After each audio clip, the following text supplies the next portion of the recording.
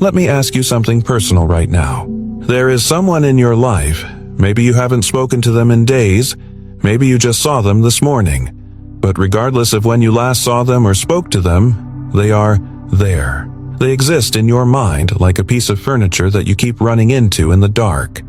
You bump into the thought of them. You stumble over memories. You catch yourself replaying conversations that happened weeks ago, and you cannot figure out why. You've tried.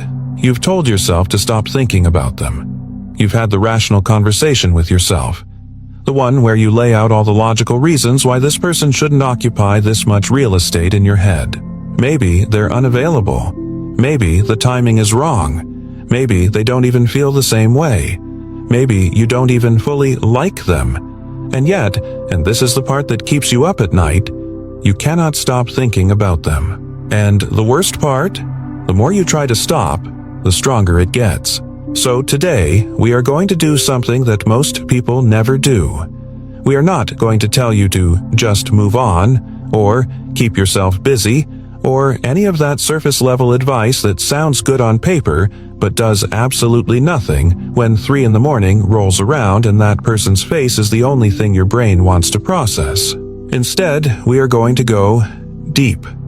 We are going to look at the actual psychology, the neuroscience, the evolutionary biology, the attachment science, and the behavioral patterns that explain, with stunning precision, why certain people become impossible to ignore. Why your brain essentially hijacks your rational thinking and places one specific individual at the center of your universe. Because here is what nobody tells you.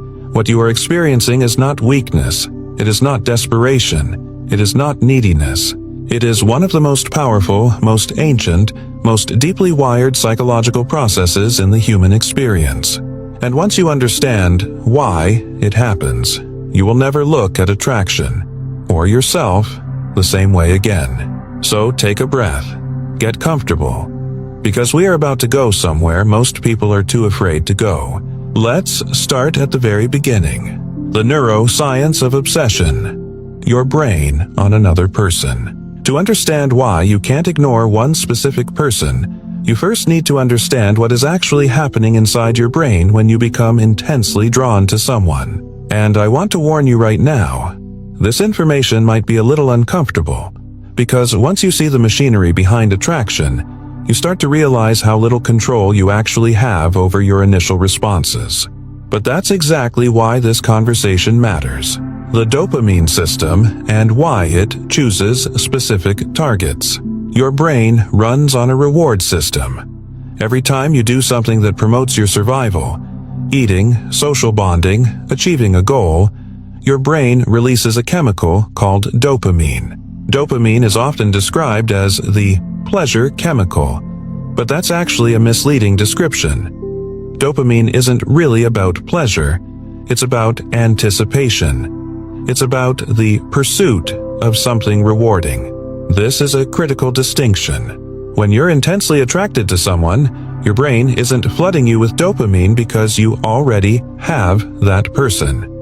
Your brain is flooding you with dopamine because you might get them. The uncertainty, the possibility, the chase, that's what triggers the dopamine cascade. And your brain, in its ancient wisdom, has decided that this particular person represents something worth pursuing. Here's where it gets fascinating. Research from Helen Fisher, one of the world's leading authorities on romantic love, used MRI brain scans to study people who described themselves as madly in love. What she found was that when participants were shown a picture of the person they were attracted to, the parts of their brain that lit up most intensely were not the emotional centers. They were the reward centers. Specifically, the ventral tegmental area and the caudate nucleus, the same regions that activate in people who are addicted to cocaine. I'm not using that as a metaphor. I'm using it as a scientific comparison. The neurological experience of intense attraction is remarkably similar to the neurological experience of addiction. And once you understand that, suddenly a lot of things make sense. The obsessive thinking, the inability to concentrate on other things, The way your mood shifts dramatically based on whether or not you've heard from this person. The way you keep going back, even when you know you should stop. This is your dopamine system, and it doesn't care about logic. Norepinephrine, the chemical that makes you obsess.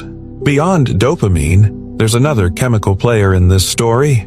Norepinephrine. This is the chemical responsible for the physical symptoms of attraction. The racing heart, the sweaty palms, the inability to sleep, the loss of appetite, the heightened alertness and energy that somehow coexists with emotional exhaustion. Norepinephrine is essentially your brain's way of saying, pay attention to this. This is important. Don't miss anything. When you're intensely attracted to someone, your norepinephrine levels spike. And because your brain links norepinephrine release to this specific person, every time you think about them, every time you receive a text, every time you hear a song that reminds you of them, every time you walk past a place you associate with them, your body responds as if something critically important is happening. Your body is not wrong. In the evolutionary sense, it is doing exactly what it was designed to do.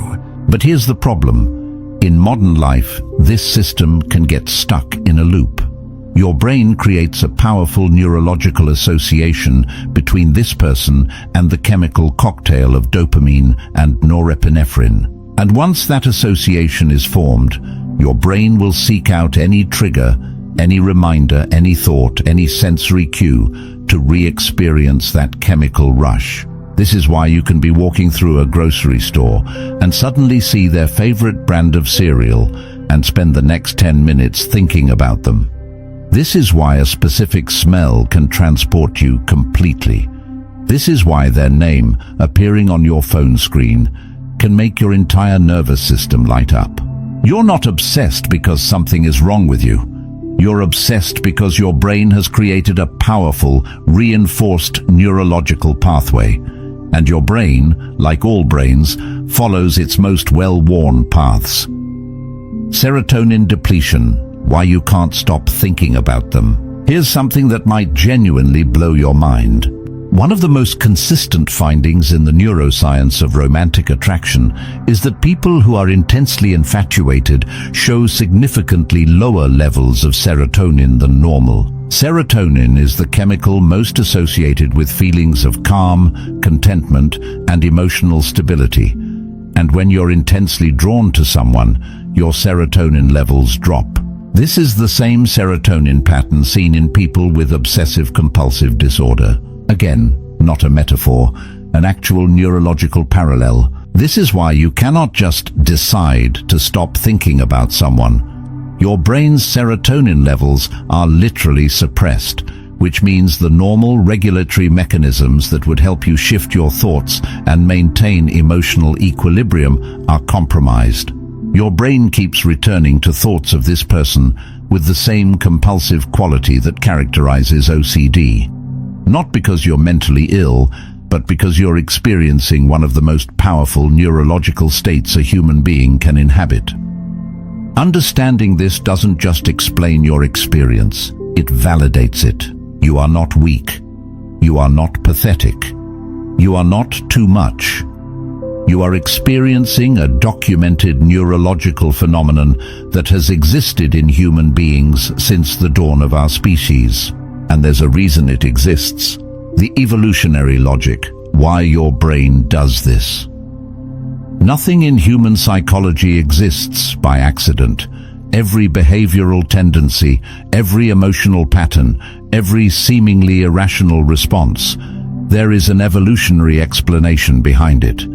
And the reason your brain has developed this capacity to become completely fixated on one specific person is both elegant and profound. The mate selection problem. But here's the problem.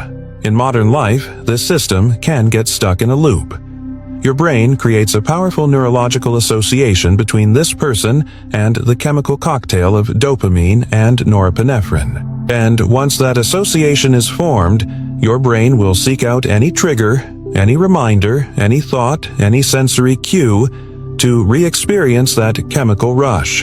This is why you can be walking through a grocery store and suddenly see their favorite brand of cereal and spend the next 10 minutes thinking about them. This is why a specific smell can transport you completely. This is why their name, appearing on your phone screen, can make your entire nervous system light up. You're not obsessed because something is wrong with you. You're obsessed because your brain has created a powerful, reinforced neurological pathway, and your brain, like all brains, follows its most well-worn paths. Serotonin depletion. Why you can't stop thinking about them. Here's something that might genuinely blow your mind. One of the most consistent findings in the neuroscience of romantic attraction is that people who are intensely infatuated show significantly lower levels of serotonin than normal. Serotonin is the chemical most associated with feelings of calm, contentment, and emotional stability. And when you're intensely drawn to someone, your serotonin levels drop. This is the same serotonin pattern seen in people with obsessive-compulsive disorder. Again, not a metaphor, an actual neurological parallel. This is why you cannot just decide to stop thinking about someone. Your brain's serotonin levels are literally suppressed, which means the normal regulatory mechanisms that would help you shift your thoughts and maintain emotional equilibrium are compromised. Your brain keeps returning to thoughts of this person with the same compulsive quality that characterizes OCD. Not because you're mentally ill, but because you're experiencing one of the most powerful neurological states a human being can inhabit. Understanding this doesn't just explain your experience, it validates it. You are not weak. You are not pathetic. You are not too much. You are experiencing a documented neurological phenomenon that has existed in human beings since the dawn of our species. And there's a reason it exists. The evolutionary logic. Why your brain does this. Nothing in human psychology exists by accident. Every behavioral tendency, every emotional pattern, every seemingly irrational response, there is an evolutionary explanation behind it. And the reason your brain has developed this capacity to become completely fixated on one specific person is both elegant and profound. The mate selection problem. For most of human history, survival depended on making good mating choices. Not just finding any partner, but finding a partner with specific qualities. Someone who was healthy, who had good genes, who would be a reliable companion in an environment that was genuinely dangerous. But here's the problem your ancestors faced. There were many potential partners available, and spreading your attention and your time, energy, and resources across many potential partners simultaneously is actually a terrible survival strategy. It's inefficient. It divides your focus. It creates conflict and confusion. What was adaptive? What actually worked in terms of survival and reproduction was the ability to focus intensely on one person at a time, to pursue them with single-minded dedication, to place them at the center of your psychological attention, and devote your cognitive and emotional resources to building a bond with them. And what mechanism did evolution create to achieve this? Exactly what you're experiencing right now. The intense, dopamine-fueled, norepinephrine-charged, serotonin-depleting experience of romantic fixation. Your brain's capacity to become obsessed with one specific person is not a glitch. It is one of evolution's most sophisticated features, the bond formation mechanism. Beyond mate selection, there's another evolutionary purpose behind intense attraction. Bond formation. Human children require years of parental care to survive. Unlike most animals, human infants are completely helpless. They need consistent, devoted care from adults for an extended period. This means evolution had a vested interest in creating mechanisms that would keep two people identified together long enough to successfully raise offspring. And one of the most powerful mechanisms it created was the neurological experience of deep attachment. The feeling that this one specific person is uniquely, irreplaceably important. The intensity of early attraction, the phase where you literally cannot stop thinking about someone, serves a bond formation function. It's your brain building the neurological foundation of a deep attachment by flooding your system with powerful chemicals that associate this person with reward, with safety, with meaning. Your brain is essentially trying to wire this person into your nervous system. And that's why it's so hard to undo once it starts. Why not everyone triggers this response? Here's something worth sitting with. Not everyone you meet triggers this response. You can know hundreds of people, interact with dozens of people regularly, and the vast majority of them, while potentially pleasant, interesting, even attractive, don't trigger this level of fixation. But then there's that one person. Why them? This is where evolutionary psychology gets really interesting. Research suggests that the people who trigger our most intense attractions are those who, on a subconscious level, we perceive as offering the highest mate value relative to our own, meaning they represent the best possible genetic and behavioral match for our survival needs, as assessed by ancient, pre-rational parts of our brain. But it's more nuanced than just physical attraction. The triggers for intense fixation are complex and deeply personal. They include things like symmetrical features, a subconscious indicator of genetic health, immune system compatibility, which we actually detect through scent, behavioral cues that suggest competence and resourcefulness, emotional signals that suggest warmth and reliability, and, critically, patterns from our own developmental history that we are unconsciously trying to resolve or recreate. That last point is the one we're going to spend a lot of time on, because it might be the most important explanation of all. Attachment theory, the roots of who you can't ignore. Let's talk about your childhood. Not in a cliched, blame your parents way. In a deeply scientific, genuinely illuminating way. Because what happened in your earliest years, the quality of your first bonds, the patterns of connection and disconnection you experienced with your earliest caregivers, is one of the most powerful predictors of who, in adulthood, you will find impossible to ignore. The foundation, John Bowlby and attachment. John Bowlby was a British psychiatrist who, in the mid-20th century, developed what is now known as attachment theory, one of the most empirically supported and widely influential theories in all of developmental psychology. Bowlby's central insight was this: human beings are born with a biological drive to form strong emotional bonds with their caregivers. This drive is not about food or physical comfort. It's a fundamental need in its own right.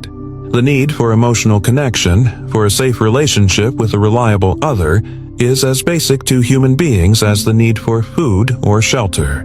When that need is reliably met, when a caregiver is consistently available, responsive, and emotionally attuned, the child develops what Bowlby called a secure attachment. They learn that relationships are safe, that other people can be trusted, that when you reach out, someone will be there. But when that need is inconsistently met, when the caregiver is sometimes responsive and sometimes not, sometimes warm and sometimes cold, sometimes present and sometimes absent, something different happens. Anxious attachment. Why inconsistency is addictive. The anxious person finds the avoidant person mysteriously captivating. Their emotional unavailability feels challenging in the way that slot machines feel challenging. The avoidant person finds the anxious person threatening, because intense emotional investment triggers their fear of engulfment. When a child's early caregiver is inconsistent, present sometimes but not always, warm sometimes but not always, the child develops what's called an anxious attachment style. And here's the critical part. This inconsistency doesn't reduce the child's attachment to the caregiver. It intensifies it. Because of a phenomenon called intermittent reinforcement. Intermittent reinforcement is one of the most powerful behavioral conditioning patterns known to psychology. It is the principle behind slot machines. It's why gambling is so addictive. When you receive a reward, sometimes, rather than always or never, you become more motivated to keep trying, not less. The uncertainty itself drives the pursuit. When a child has an inconsistently available caregiver, their brain learns to associate love and connection with uncertainty. They don't develop a secure sense that love is reliably available. Instead, they develop a hypervigilant attention to the other person, always scanning for signs of availability, always anxious about the possibility of abandonment, always slightly unsure of where they stand. And here is the connection that changes everything. Those patterns don't just live in childhood, they get carried into adulthood, and they shape, with remarkable predictability, the kinds of people you will find impossible to ignore. If you were raised with inconsistent emotional availability, your brain has been conditioned, literally conditioned, at a neurological level, to find people who are emotionally inconsistent uniquely compelling. The person who is warm sometimes and distant other times. The person who gives you intense connection and then pulls away. The person who seems interested but never quite commits. These people trigger your attachment system at full intensity. They create the same neurological state you experienced in childhood. The hypervigilance, the preoccupation, the desperate desire for reassurance. And your brain, following its oldest programming, interprets this intensity as meaning, as significance, as love. Avoidant attachment, the chase that goes nowhere. There's another attachment pattern worth understanding here. Avoidant attachment. People with an avoidant attachment style learned in childhood that emotional needs were not reliably responded to. Not with inconsistency, but with consistent unavailability or dismissal. They learned that depending on others emotionally was not safe. That self-sufficiency was the only reliable strategy. As adults, people with avoidant attachment tend to pull away when connection gets too close. They send mixed signals. They are emotionally guarded. They seem interested, then distant. They're compelling, often intensely attractive, but something always seems to hold them back. And people with anxious attachment styles are almost supernaturally attracted to avoidance. This is the famous anxious-avoidant dynamic, and it explains an enormous percentage of the "I can't stop thinking about this person, even though nothing seems to work out" experiences that people go through. The anxious person finds the avoidant person mysteriously captivating. Their emotional unavailability feels challenging in the way that slot machines feel challenging. The avoidant person finds the anxious person threatening, because intense emotional investment triggers their fear of engulfment. The result is a cycle that can go on for months or years. Pursuit and withdrawal, connection and disconnection, moments of genuine intimacy followed by inexplicable distance. And through all of it, the person with the anxious attachment style cannot stop thinking about their avoidant partner. The uncertainty doesn't diminish their interest. It amplifies it. Because their brain has been trained since childhood to interpret uncertainty as the normal texture of love. Secure attachment and why nice and available feels boring. Here's an uncomfortable truth that follows from all of this. If you have an anxious or avoidant attachment style, people who are securely attached, people who are consistently warm, consistently available, consistently direct about their feelings, often feel somehow less compelling, not because they're less attractive or less interesting as human beings, but because they don't trigger the activation of your attachment system. They don't create the neurological cocktail of uncertainty, pursuit, and intermittent reward. They feel too easy, too safe, too available. And your brain, following its deepest programming, mistakes the absence of anxiety for the absence of passion. This is one of the most important insights in all of attachment psychology. And recognizing it, genuinely recognizing it, not just intellectually but emotionally, can be genuinely life-changing. The psychology of specific attraction. Why this person? Why now? We've established the neurological foundation and the attachment framework. Now let's get more specific, because even within your particular attachment style, even with your particular brain chemistry, most people don't trigger intense fixation. So, why this person? Why now? Projection and the idealized image. One of the most powerful and most underappreciated forces in intense attraction is projection. This is a concept rooted in Jungian psychology, and it goes something like this. All of us carry within us an internal image of the ideal partner. This image is built from many sources: our earliest attachment experiences, cultural messages about love and desirability, previous relationships, and, in Jungian terms, an archetypal image of the other that exists as part of our collective psychological inheritance. When we meet someone who, in some significant way, resembles or triggers this internal image, we don't just see them as they are. We project our internal image onto them. We see, in them, not just who they actually are, but who our deepest psyche has been searching for. This is why people often describe meeting someone they're intensely attracted to as feeling like recognition, like coming home, like they've known this person before, like this person is somehow familiar in a way that defies logical explanation. You haven't known them before, but your internal image has been waiting for them. And here's the problem. Projection means you are, in part, falling in love with your own image, with the ideal you've superimposed over this actual, complex, imperfect human being. And this creates an inherent instability, because the real person will inevitably, over time, reveal themselves to be different from the projected image. But in the early stages, the projection is intoxicating. You feel like this person gets you on a level that no one else ever has, because you're partially responding to a reflection of your own deepest self. Unfinished emotional business. Another reason specific people become impossible to ignore is that they represent unfinished emotional business, a pattern or theme from your past that your psyche is still trying to resolve. This is sometimes called the repetition compulsion in psychoanalytic theory, and it describes the way human beings unconsciously recreate familiar emotional dynamics, even painful ones, because their psyche is still trying to work through what was left unresolved in the original relationship. Did you grow up with a parent who was emotionally unavailable?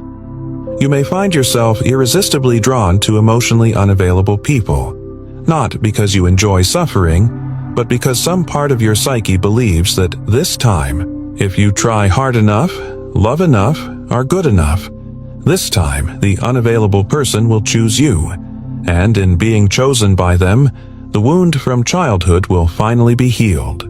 It never works that way, of course.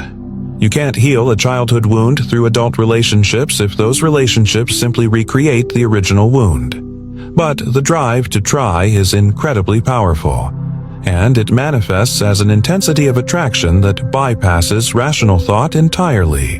When someone triggers your unfinished emotional business, when they resemble in some subconscious way the source of your earliest relational wounds, the attraction you feel has the quality of compulsion. Not just, I like them, but I cannot stop thinking about them. I cannot let this go. Something about this feels critically important, because on the deepest level of your psyche, it is critically important. Your whole inner healing project is wrapped up in it. The role of self-disclosure and emotional intimacy. There's a more practical psychological mechanism at work too. The role of self-disclosure in creating intense attraction. Research by psychologist Arthur Aron, famous for the 36 Questions study, demonstrated something remarkable. When two strangers engage in progressively deep self-disclosure, sharing increasingly personal things about themselves in a structured way, they reliably develop feelings of closeness and connection that feel disproportionate to the amount of time they've spent together. When someone makes you feel like you can tell them anything, when a conversation goes deeper and more personal than most conversations do, your brain creates a powerful association between that person and the feeling of being truly known and accepted. This is extraordinarily rare. Most human interactions stay at the surface. We talk about work, weather, shared logistics. We rarely reveal our fears, our dreams, our shame, our deepest hopes. And when someone creates the space for that kind of honesty, when they share themselves deeply with you and invite you to do the same, the neurological and emotional impact is profound. The person who has heard things about you that no one else knows. The person you've had that 3 a.m. conversation with where both of you said things you've never said out loud before. they become nearly impossible to ignore. Not just because of what they know about you, but because being known, truly known, is one of the deepest human needs. And the person who has met that need, even once, even imperfectly, has done something that your nervous system will not forget. The power of shared experience and emotional intensity. High-intensity experiences create powerful bonds. This is documented in psychology and used deliberately in fields ranging from military training to cult recruitment.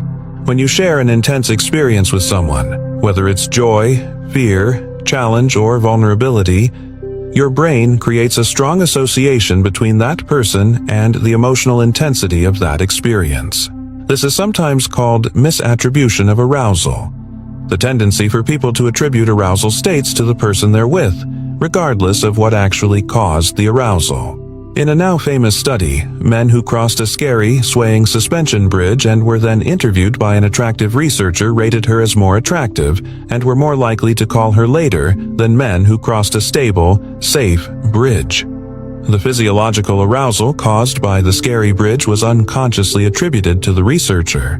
What this means in practice: if you met someone during a period of emotional intensity, a difficult time in your life, a shared adventure, an experience that was emotionally charged for either or both of you, the emotional intensity of that experience has been neurologically fused with your experience of that person. They don't just remind you of that time, they are, in some neurological sense, associated with that level of feeling. And your nervous system wants to return to that level of feeling, so it keeps returning to thoughts of them. The social and relational dynamics. What their behavior does to you. Beyond your internal neurological and psychological world, there's the relational dynamic itself. The specific ways in which their behavior toward you creates the experience of being unable to ignore them. The push-pull dynamic. One of the most potent behavioral patterns in all of attraction psychology is what's known as the push-pull dynamic.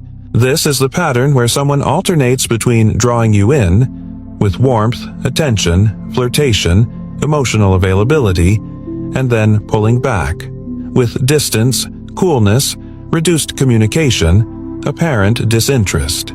Even when this pattern is not deliberately created, even when the other person is simply dealing with their own ambivalence or their own attachment wounds, the impact on you is profound.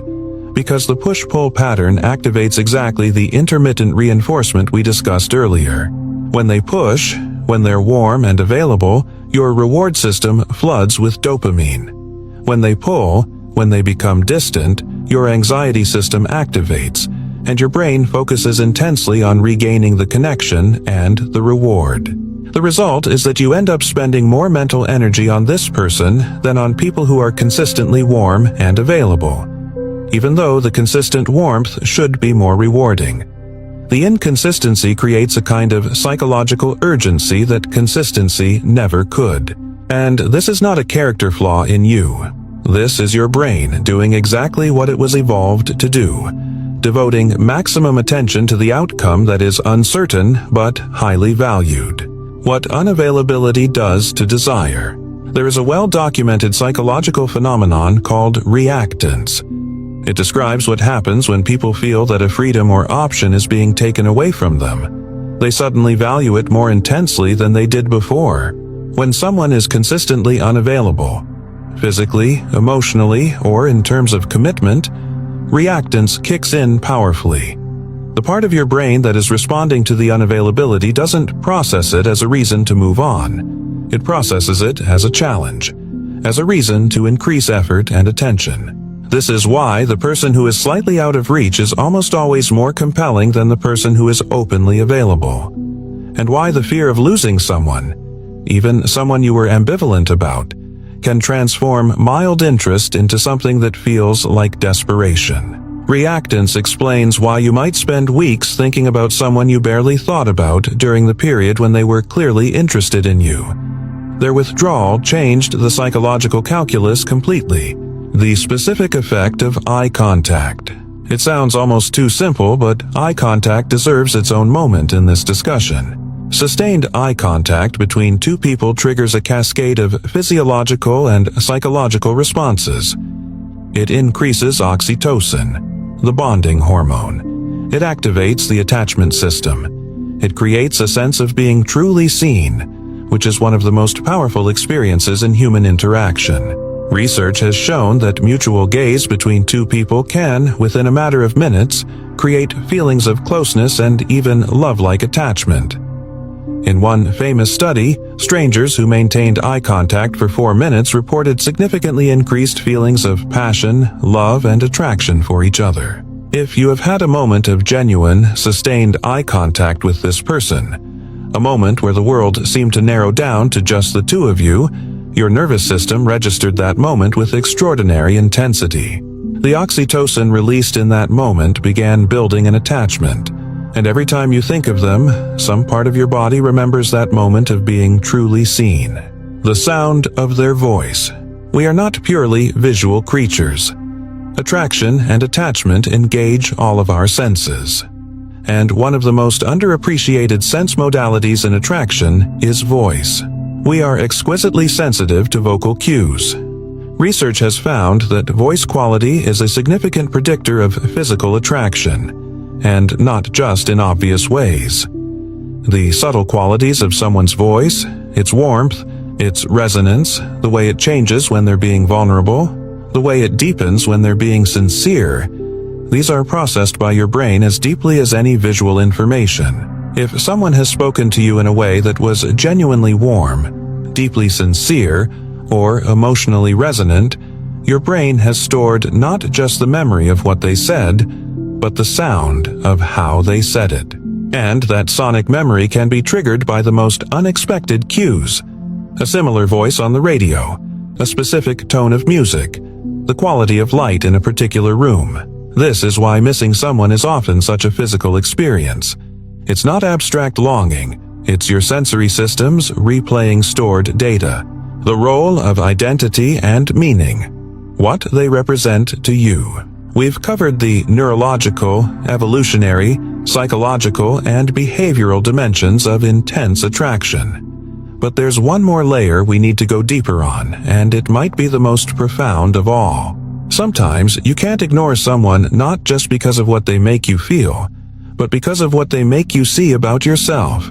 Mirror relationships and self-discovery. Carl Rogers, one of the founders of humanistic psychology, talked about the importance of being truly understood and accepted by another person. He described it as one of the most fundamentally healing experiences a human being can have.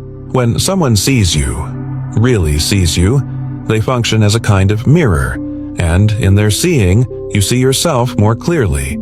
You discover aspects of yourself that you hadn't been able to access. You feel more fully yourself in their presence than you do in most of your life. When this happens, the attachment you form to that person has an additional layer that goes beyond chemistry or habit.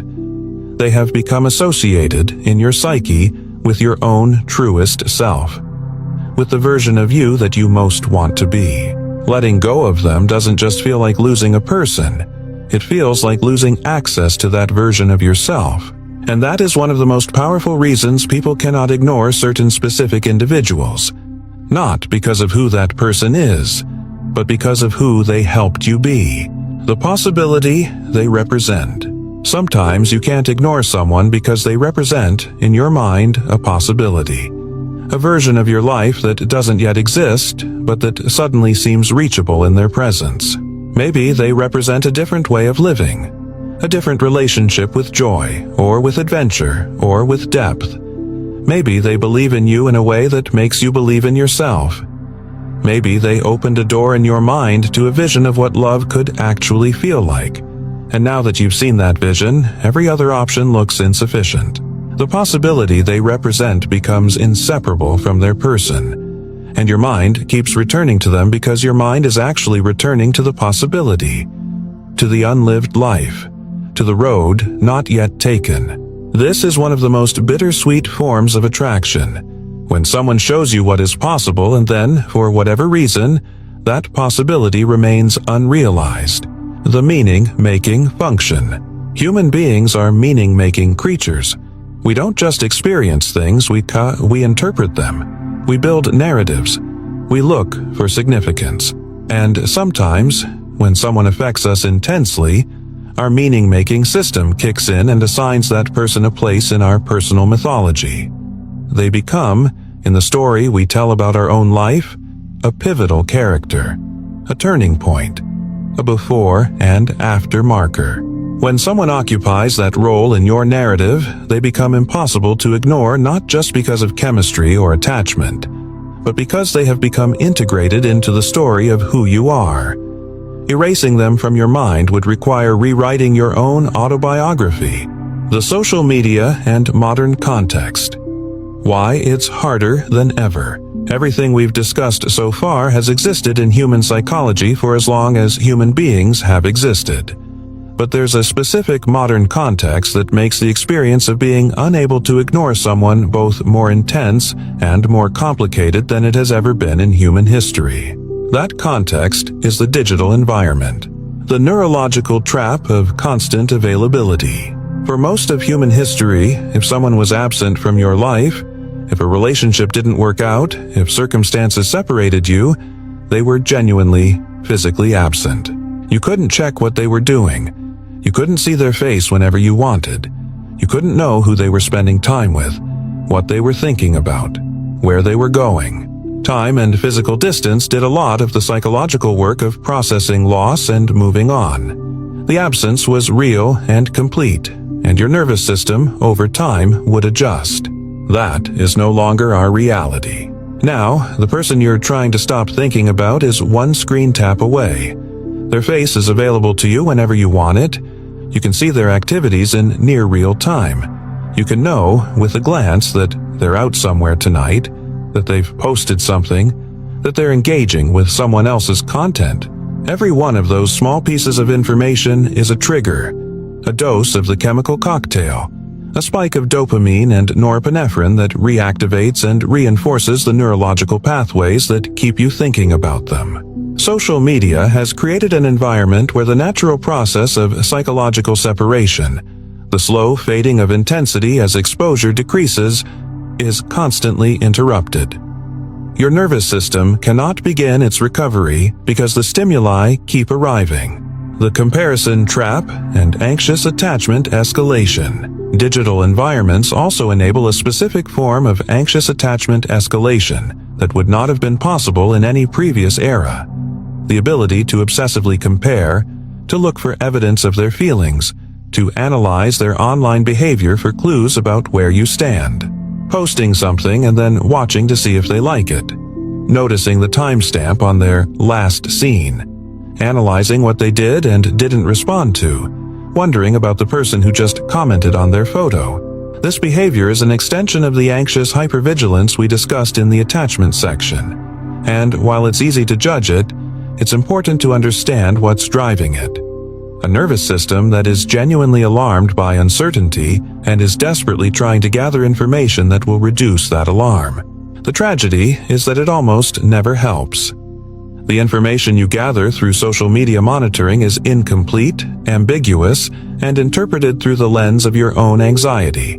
It rarely reassures you. It almost always intensifies the fixation, the text message problem. Waiting and dopamine. Let's talk about text messaging for a moment because it has become one of the most neurologically significant arenas of modern attraction. The experience of sending a message to someone you're intensely attracted to and then waiting for their response is a perfect example of intermittent reinforcement in action. Sometimes they respond quickly, dopamine. Sometimes they take hours, anxiety. Sometimes their response is warm, dopamine. Sometimes it's brief and feels cold, anxiety and analysis. The act of checking your phone, hoping for a message from them, creates a dopamine release even when there's no message there. Because anticipation of a reward triggers dopamine, not just the reward itself. This means every time you check your phone hoping to hear from them, your brain is already getting a little hit of the chemical it's craving. And your brain, being a very efficient reward-seeking machine, will want you to check again, and again, and again. What to do with all of this? The path forward. We have spent a great deal of time understanding why this happens. and that understanding matters. But at some point, the question becomes, what do you actually do with this? And the answer is more nuanced than most advice suggests, because different situations call for different responses. If the feeling is mutual, honor the neurological reality.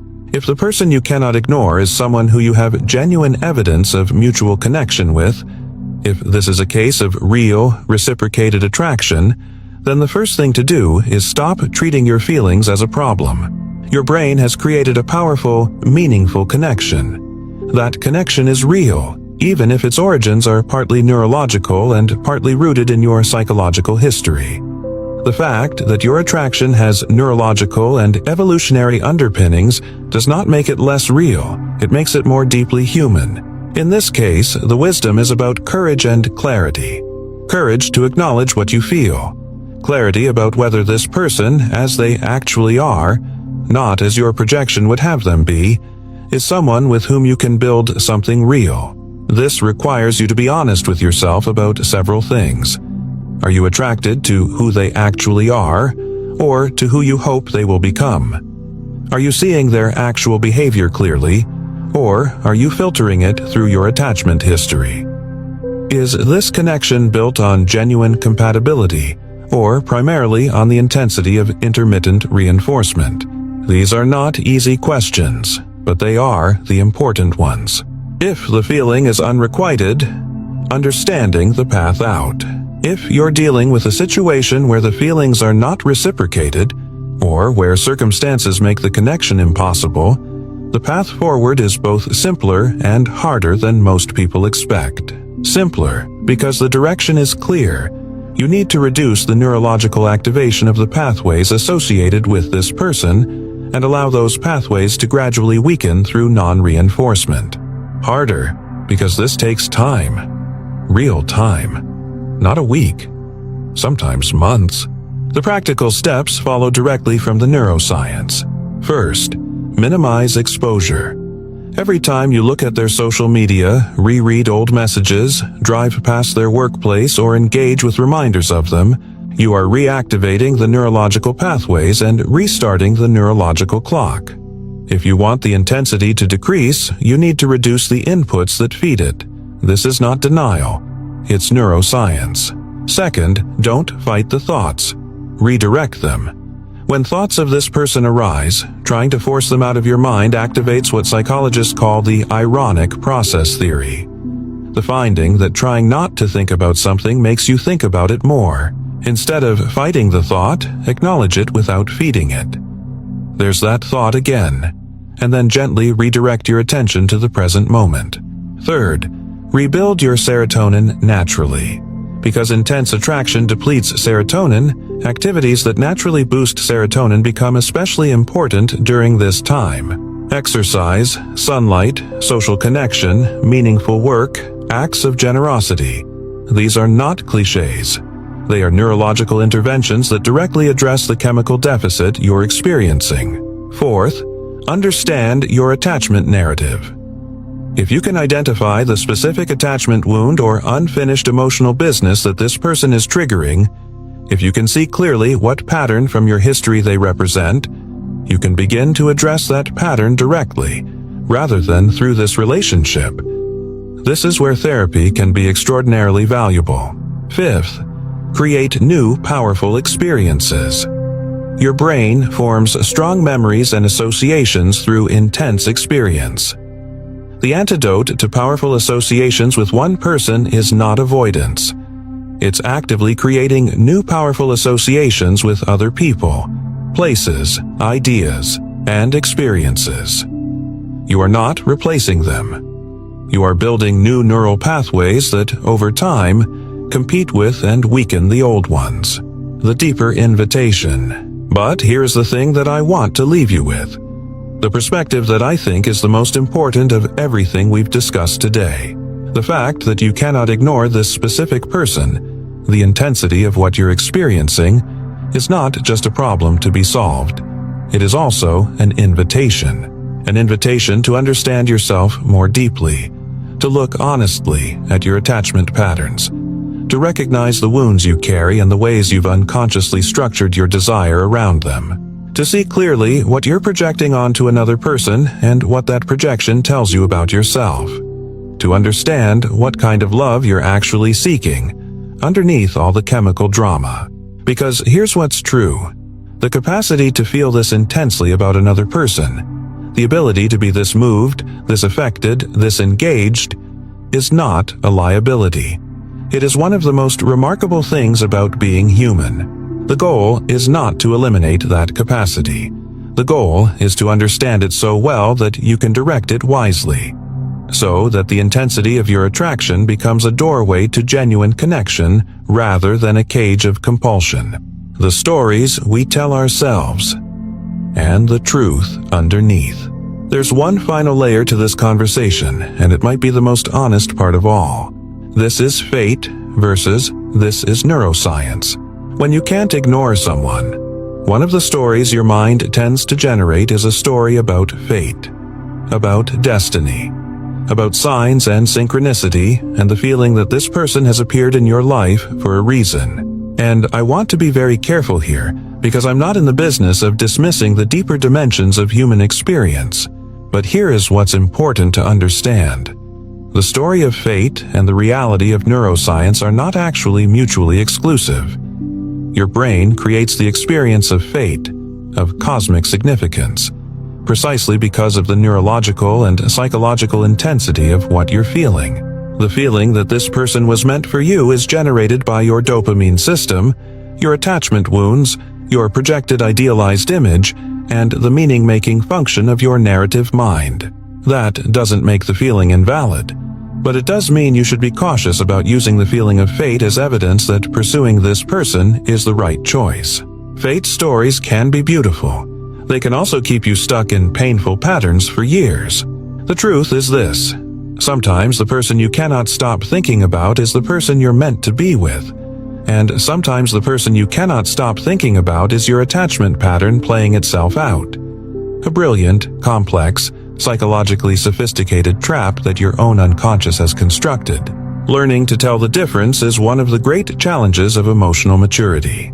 What you're really looking for. When everything is stripped away, the chemistry, the projection, the attachment wounds, the social media noise, the stories about fate and destiny, what are you actually looking for? You're looking for the thing that all human beings look for, underneath every complicated layer of desire and attraction and need. You're looking to be truly known, and truly accepted despite being known. You're looking for safety inside of aliveness, for depth inside of connection, for someone whose presence makes you more fully yourself. You're looking for love. Real love. Not the chemical simulation of it, not the attachment wound recreation of it, but the real thing. And understanding why you can't ignore one specific person, understanding all of this, all of what we've explored today, is part of the journey toward knowing what that real thing actually looks like, and having the clarity and the courage to wait for it, and to choose it, and to build it. We've covered an enormous amount of ground today. We've looked at the neuroscience, the dopamine, the norepinephrine, the serotonin depletion, and understood how your brain creates a state remarkably similar to addiction when you're intensely attracted to someone. We've explored the evolutionary logic, why the capacity to become fixated on one person is not a weakness, but one of our species' most sophisticated features. We've unpacked attachment theory, and understood how the bonds formed or disrupted in your earliest years are still shaping who you find impossible to ignore today. We've examined the psychology of specific attraction, projection, repetition compulsion, self-disclosure, shared intensity, and seen how many different rivers flow into the single experience of not being able to get someone out of your head. We've looked at the social and behavioral dynamics, push-pull patterns, reactance, the neuroscience of eye contact and voice, and understood how specific interactions create neurological bonds that aren't easily undone. We've confronted the modern context, social media, text messages, constant availability, and seen how digital life has made the already difficult experience of intense attraction more complicated than ever. And we've sat with the harder questions about what you're really feeling, who you're really seeing, what your attraction is really telling you about yourself. Here is what I want you to take away from all of this. You are not crazy. You are not weak. You are not alone. What you are experiencing is one of the most profound, most ancient, most deeply human experiences there is. The capacity to be moved by another person, to feel the gravity of their existence pulling at your consciousness, is not a flaw in your design. It is the deepest evidence of your humanity. The question is never whether to feel it. The question is what you do with it once you do. And now, maybe you have a few more tools for answering that question. Take care of yourselves, and pay attention to who you can't ignore, because even in the pain and the confusion of it, there is always something important being revealed.